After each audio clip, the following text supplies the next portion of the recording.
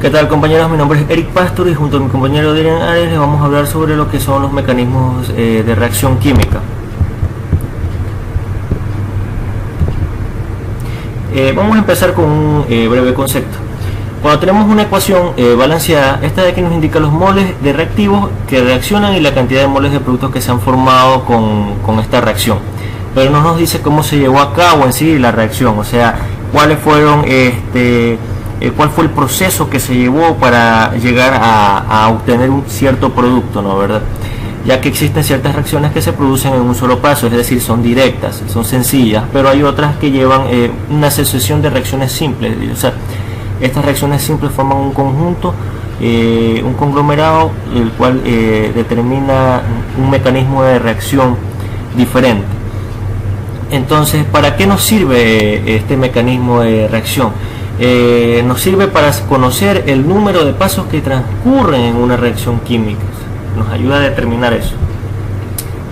Aquí observamos en este gráfico, en el eje de las Y, la energía, en el eje de las X, el transcurso de reacción. Vemos cómo tenemos los reactivos y qué sucede, cuál es el comportamiento cuando se va activando cada uno de los elementos, cuando se van combinando con cada uno de los elementos, cómo varía su flujo de energía, ¿no? ¿Verdad? Hasta obtener el producto final, y el transcurso de la reacción, el tiempo en que se llevó en reaccionar cada uno de esos elementos, porque aquí se ve mucho también lo que estuve investigando un poco, e interviene lo que es la cinética en la química, mucho lo que es la velocidad, ¿no? Porque hay reactivos que reaccionan de una manera más lenta. Todo esto depende del número, el índice estequiométrico, si coincide o no. Existen dos tipos de mecanismos de reacción: los elementales y los que son por etapas. Estos de aquí, como les estaba comentando, es cuando existe un desarrollo un poco más amplio, ¿no? ¿Verdad? En el momento de la reacción química. Hay que tener antes de esto muy claro lo que es una reacción, porque una reacción puede ser bimolecular o unimolecular. Esto depende de la molecularidad de la reacción química. Es bimolecular es cuando hay dos reactivos al momento de reaccionar, que es lo que vemos muchas veces. Mientras que unimolecular es cuando hay un solo reactivo, pero este de aquí se puede separar en dos a su vez, lo cual puede ser su producto. Bueno, ahora sí vamos con lo que es mecanismo por etapas. Bueno, ¿cómo identificamos cuando es un mecanismo por etapas? Bueno, los identificamos de la siguiente manera: cuando el orden de reacción no coincide con los coeficientes estequiométricos. Cuando no nos coincide con los coeficientes estequiométricos, quiere decir que no es una reacción directa, no se ha realizado de manera directa, sino que hay un desarrollo previo antes de obtener el producto. También se conoce o se puede decir que los mecanismos por etapas es un conjunto de reacciones elementales donde hay más de una formación de complejos activados diferentes. Es decir, que se expresan varias ecuaciones químicas en una sola global, en una combinación. Los intermediarios en estos mecanismos los intermediarios son las mismas moléculas que aparecen en el mecanismo de reacción, pero no aparecen al final en la fórmula. Ya vamos a ver en la fórmula inicial, ya vamos a ver en esta pequeña demostración donde hacemos reaccionar 2A más 2B es igual a CD. Bueno, antes que nada vamos a ver cómo vamos a llegar a 2A más 2B, porque supuestamente esto de aquí es un mecanismo de reacción por etapas. Bueno, donde vamos a tener que A más B nos va a dar como resultado C más E. Esto de aquí es la etapa limitante de la reacción, porque es aquí donde se va a tomar más tiempo, va a ser un poco más lento, la velocidad va a disminuir debido a que los coeficientes estequiométricos sí van a coincidir. Tenemos también E más B, que es igual a F, y A más F, que es igual a D. En este caso realizamos lo siguiente: sumamos el lado izquierdo y sumamos el lado derecho como en una ecuación normal, y obtenemos 2A más 2B más E más F, y tenemos C más D más E más F, ¿no? ¿Verdad? Como en una ecuación normal, las cantidades iguales en ambos miembros de la ecuación se cancelan. Estos de aquí son los intermediarios moleculares, tanto E como F en el lado derecho y tanto E como F en el lado izquierdo. son los intermediarios moleculares, porque estos de aquí se aparecen en medio de la reacción y desaparecen en medio de la misma, es decir, no alteran en el absoluto nada. Y como al final vamos a obtener la fórmula inicial 2A más 2B es igual a CD. Entonces, ¿qué es un mecanismo de reacción por etapas? Nada más que nos sirve para desglosar cuál ha sido el desarrollo para obtener ese producto, cuáles han sido las etapas que se han llevado a cabo para obtener ese producto. Eso es todo en cuanto a los mecanismos de reacción, principalmente por etapas. Muchas gracias, compañero.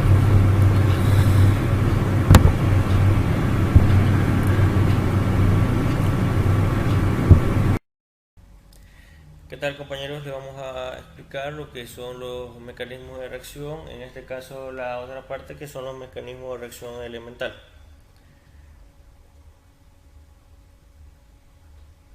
Bien, ¿qué es un mecanismo de reacción elemental?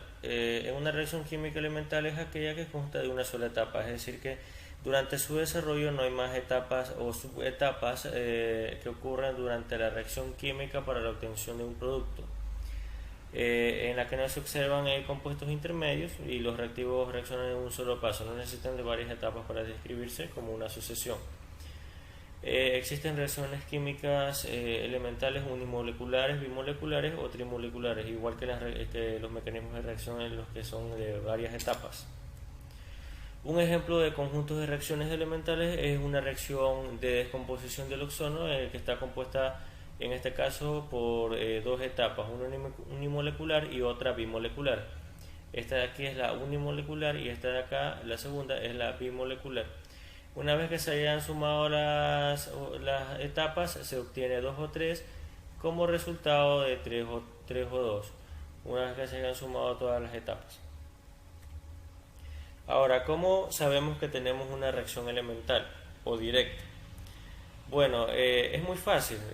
Cuando coinciden los coeficientes estequiométricos con el orden de reacción, es una reacción elemental, como en este caso N es A como M es a B, y los coeficientes de reacción son en este caso para A que vale 1 y para B vale 1. Aquí este se supone que aquí hay un 1, y de esa manera podemos determinar si es o no es una reacción elemental y si ocurre o no ocurren subetapas de reacción durante el proceso.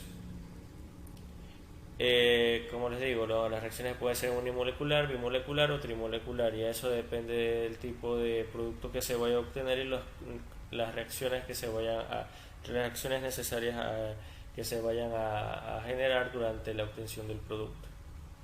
Eso es todo en cuanto a reacciones, mecanismos de reacciones. Muchas gracias. Voy a hablar sobre el mecanismo de las reacciones orgánicas. Los mecanismos de las reacciones orgánicas son rupturas o formación de enlaces. Toda reacción química implica una ruptura de los enlaces existentes en las moléculas que reaccionan y la formación de otros nuevos en los productos resultantes.